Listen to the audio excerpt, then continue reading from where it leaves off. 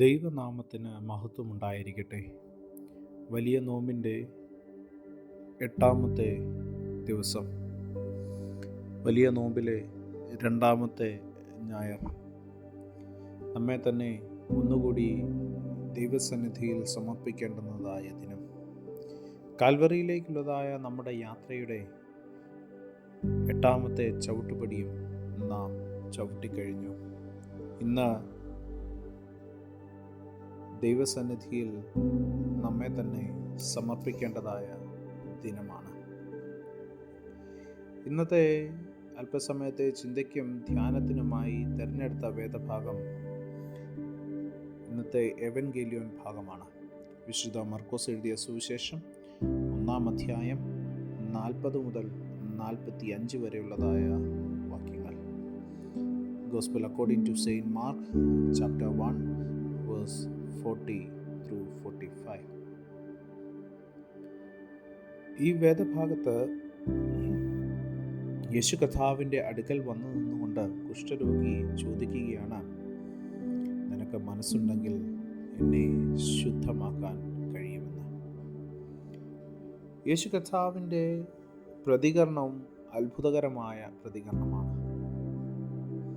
യേശു കർത്താവിൻ്റെ ഇഷ്ടത്തെക്കുറിച്ച് അവൻ ചോദിക്കുമ്പോൾ യേശു കർത്താവ് പ്രതികരിക്കുന്നത് ഇപ്രകാരമാണ്: എനിക്ക് ഇഷ്ടമുണ്ട്, ശുദ്ധനാകാം. പ്രിയമുള്ളവരെ, അന്ന് ഒരു കുഷ്ഠരോഗിയെ സ്പർശിക്കുക എന്ന് പറയുന്നത് നിയമവിരുദ്ധവും അപകടകരവുമായിരുന്നു. എന്നാൽ യേശു നിയമത്തിൻ്റെ ഭയത്തേക്കാൾ കരുണയെ തിരഞ്ഞെടുത്തു.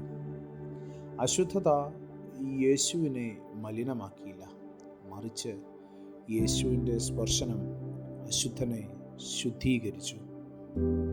ഇത് നമ്മെ ഒരു വലിയ സത്യം പഠിപ്പിക്കുകയാണ്. നമ്മുടെ പാപം, നമ്മുടെ മുറിവ്, നമ്മുടെ ഒറ്റപ്പെടൽ ഒന്നും യേശുവിൽ നിന്ന് നമ്മെ അകറ്റുന്നില്ല. നാം അവൻ്റെ അടുക്കൽ വന്നാൽ അവൻ നമ്മെ തള്ളുകയില്ല. പ്രിയമുള്ളവരെ, ഇന്ന് നാം യേശു കർത്താവിൻ്റെ അടുക്കൽ വന്ന കുഷ്ഠരോഗിയെ പോലെ ആയിരിക്കാം. ഒരുപക്ഷെ നമ്മുടെ കുഷ്ഠം ശാരീരികം ആയിരിക്കത്തില്ല. ചിലപ്പോൾ അത് മനസ്സിലെ കുറ്റബോധമാകാം, ചിലപ്പോൾ അത് പാപത്തിൻ്റെ ശീലമാകാം, ചിലപ്പോൾ അത് സമൂഹത്തിൽ നിന്നുള്ളതായ ഒറ്റപ്പെടലാകാം, ചിലപ്പോൾ ആത്മീയമായ അശുദ്ധിയുടെ ബോധമായിരിക്കാം. എന്നാൽ യേശു കർത്താവിൻ്റെ മുൻപിൽ നാം വരുമ്പോൾ നാം പറയണം, കർത്താവേ, നിനക്ക് ഇഷ്ടമുണ്ടെങ്കിൽ.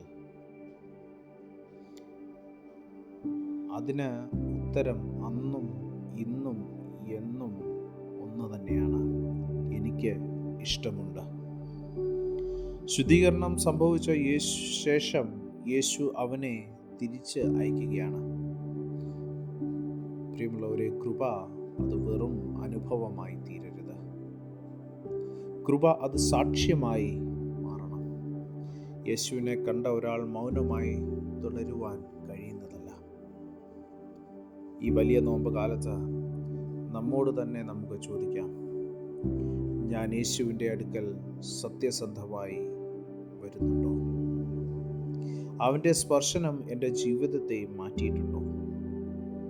ആ കൃപ ഞാൻ മറ്റുള്ളവരോട് പങ്കുവയ്ക്കുന്നുണ്ടോ? ഇതുവരെ അതിന് സാധിച്ചിട്ടില്ല എങ്കിൽ ഈ വലിയ നോമ്പ് കാലത്ത് അതിന് നമുക്ക് ഇടയായി തീരണം. ക്രിസ്തുവിനോട് കൂടെ നിൽക്കുവാൻ, സത്യസന്ധമായ ദൈവസന്നിധിയിൽ അടുത്തു വരുവാൻ നമുക്ക് ഇടയായി തീരട്ടെ. ഒരു നിമിഷം കണ്ണുകളെ അടയ്ക്കാം, പ്രാർത്ഥിക്കാം. കരുണാനിധിയായ കർത്താവേ, എൻ്റെ അശുദ്ധികളും എൻ്റെ മുറിവുകളും നിൻ്റെ അടുക്കൽ ഞാൻ കൊണ്ടുവരുന്നു. നിൻ്റെ കരുണയുടെ സ്പർശനം എന്നെ ശുദ്ധീകരിക്കണമേ.